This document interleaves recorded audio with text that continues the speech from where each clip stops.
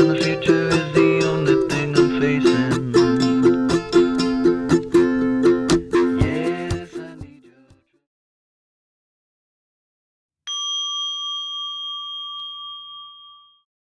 This brings us to the part you've all been waiting for, how I accidentally killed my father. I mean, in my own defense, I did tell him that I had absolutely no interest in accompanying him on his European lecture tour on ethics. I mean, and I have no interest whatsoever in anything that might conflict with some very pressing and important pep rally related engagements in the run up to graduating from my all girl Catholic high school. But anyway, like, I barely know my father. He's always off giving lectures. But, one thing I do know is that there's no arguing with him. So, in an act of petty adolescent rebellion, and to impress him with my obvious cultural sophistication, I jam my suitcase full of books. And I take particular care to set aside my copiously annotated copy of the collected poems of Sylvia Plath. Take care to dog ear the poem Daddy for the plane ride, when we'll be sitting side by side. I used to pray to recover you, ach du, in the German tongue in the Polish town, scraped flat by the roller of wars, wars, wars. The fact that my father was a sickly child refugee rather than a smug Nazi sympathizer like Plath's father is a nicety that's apparently lost on me. We're both in denial about the profound wounds that wartime malnutrition inflicted on my father's growing body, to mention that bout of pneumonia that damaged his heart when he was a teenager. When his pediatrician predicted he'd be dead by 30, I mean, that sunny prognosis apparently prompted my father to throw caution to the wind and take up smoking, which he does with serious dedication to the tune of about, 3 packs of cigarettes a day. But as an American ingenue and teenager abroad, I am blissfully unaware of the potentially lethal impact of all that weighty literature on my father's fragile heart. And, when it becomes clear that my suitcase isn't going to carry itself, and I'm definitely not capable of carrying it either. My very thrifty father is forced to lug my leaden suitcase through every subway, train station, and airport from Washington, D.C. to New York, London, and Amsterdam. And when we arrive in Amsterdam, the country of my father's birth, I spend a lot of time yawning through the Rijksmuseum and rolling my eyes in front of paintings by Dutch masters and whining when are we going to eat? And I insinuate that in deference to my cultural and culinary proclivities, my father might have considered being born dans la France rather than in the Netherlands, because I definitely prefer crepes to pea soup. But then my father takes me to visit Anne Frank's secret annex. And given that she is one of my literary idols, I actually managed to focus for a little while. Standing in the same cramped quarters where the Franks lived with 2 other families for 3 years, never speaking above a whisper, taking care not to let a single chair scrape across the floor before they're betrayed, herded like cattle into boxcars, and shipped off to Auschwitz. Anne and her sister Margot will die of typhus at Bergen-Belsen in 1945, 5 years after my father's family make it to safety. So now, I'm looking closely at the Frank family photographs on the wall, and I have to do this very, very surreptitiously, because as a white, middle-class American teenager in 1979, I've taken a very strict vow to appear surly and indifferent at all times in the presence of my parents. Not about to let down my guard now. But while my father's in another room, I look out the window and I see that same horse chestnut tree that Anne Frank saw during those long years in hiding. And I try to imagine what that tree must have looked like to Anne Frank. Now, I know I can't, right? I mean, even at 17, I know that tree, which was pretty much all of nature that Frank could see for years, had to look very, very different to Anne Frank than it does to me. That night while my father's off giving a lecture, I sit with my aunt and uncle. We look at photographs that have frozen my father as a boy in time. There's nothing yet of mortars, bombs, and bullets. I sit up waiting for him, knowing how exhausted he must be, trying to navigate his way through the really thick fog that night. And my aunt and uncle, to pass the time, we watch Benny Hill. And I have to tell you that if you've never had the experience, the Dutch subtitles make the humor that much more sophisticated. And then, around 10 o'clock, my father comes back and I do something extremely rare. I hug him and I kiss him goodnight. And I'm awakened in the middle of the night by my aunt sitting on the edge of my bed, and she's like wringing her hands. She tells me that my father's had a heart attack, and I stumble downstairs, and there he is lying on the couch.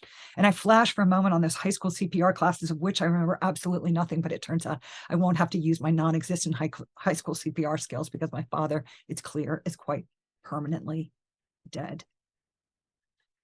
So all I can do now is comb his hair before they angle his body out the door like a piece of furniture or a stick of wood, drain all the blood out of his veins and fill him full of embalming fluid. And I feel at this moment the way a deer must feel when it's being chased by a pack of coyotes. That is, I find that death makes you feel very alert, very awake. It's like washing down a box of X-Lax with a bottle of No-Dose, because for like a week, I barely sleep and I spend my time alternately crying and like shitting my brains out.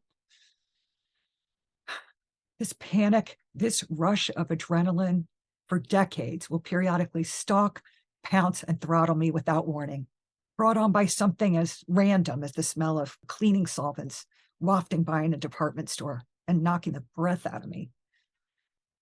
At 17, I learned that death is real and it comes without warning. I sit down with my aunt and my uncle and an undertaker, and he shows us glossy catalogs filled with pictures of coffins.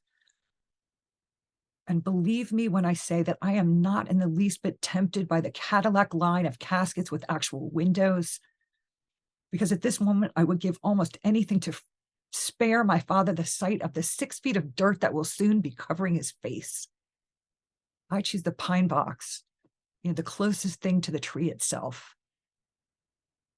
My aunt and uncle let me choose the clothes my father's going to be buried in, and I choose the same simple suit he wore every day, no matter what he was doing.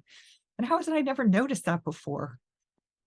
But I'm clear now that my father's going to be comfortable at his own funeral, comfortable in the clothes he's going to have to wear for a very, very long time. So my life-altering grand tour of Europe and my experiences at Catholic school provide important character-building opportunities. And together, these experiences solidify my commitment to finding a spiritual path that will engage the material and political realities of war, death, and human suffering, while ideally allowing me personally to avoid the experiences of war, death, and human suffering and torture. I mean, torture is definitely out.